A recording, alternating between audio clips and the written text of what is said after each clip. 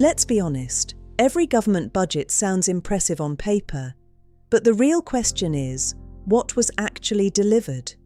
Today, I'm breaking down some of the biggest promises in Ghana's 2025 budget, what was fulfilled, what is still ongoing, and what is not clearly evidenced yet. This is not party propaganda, and it's not blind criticism. This review is based on official government budget documents, the 2025 budget statement, the 2025 mid-year fiscal review, and the 2026 budget statement.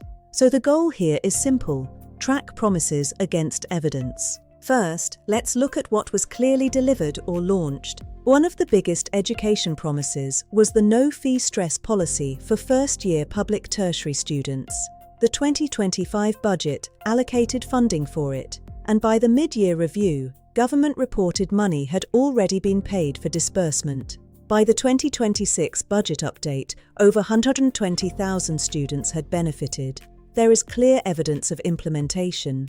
Another major social intervention was free sanitary pads for schoolgirls. The budget promised funding to start distribution, and the 2026 budget reported millions of packs distributed in public schools.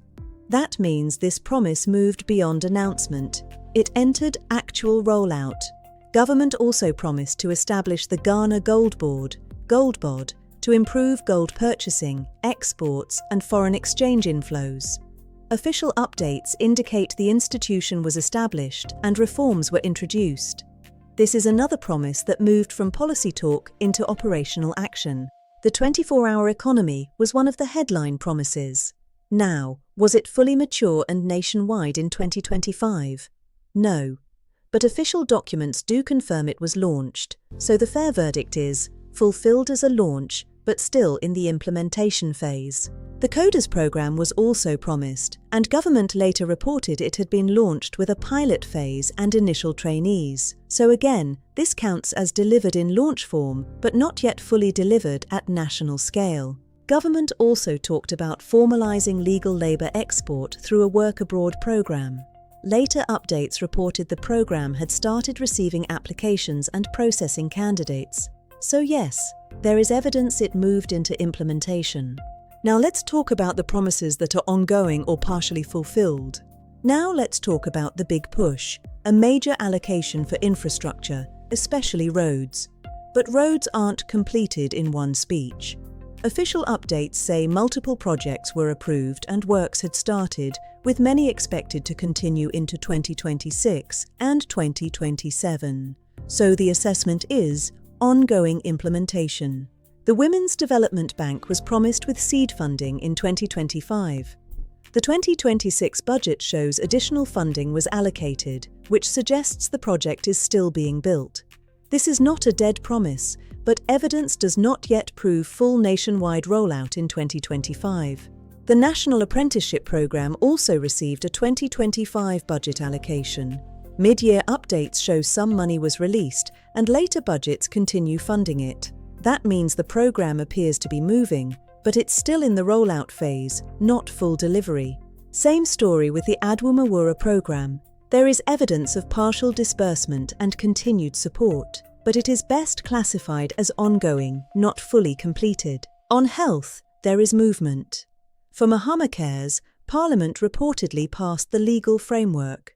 For free primary healthcare, updates suggest preparations and financing support were put in place. Both are better classified as institutional setup and phased implementation. Finally, let's look at promises that are not clearly evidenced yet. Some promises were listed, but I could not find strong follow-up evidence showing clear implementation progress. One example is the Teacher Darbury Initiative. This doesn't automatically mean nothing happened. It means the evidence is not clearly shown in the budget updates I checked. Another example is Okada. It appears in the Transformational Initiative list, but I did not see clear implementation reporting in the mid-year and 2026 budget updates reviewed. For now, the fair label is not clearly evidenced. So what's the takeaway? The 2025 budget was not just talk. Several key promises were clearly implemented. At the same time, many large programs are still ongoing and should be judged over multiple years. Finally, some initiatives need better public reporting because if citizens can't verify progress, trust becomes difficult.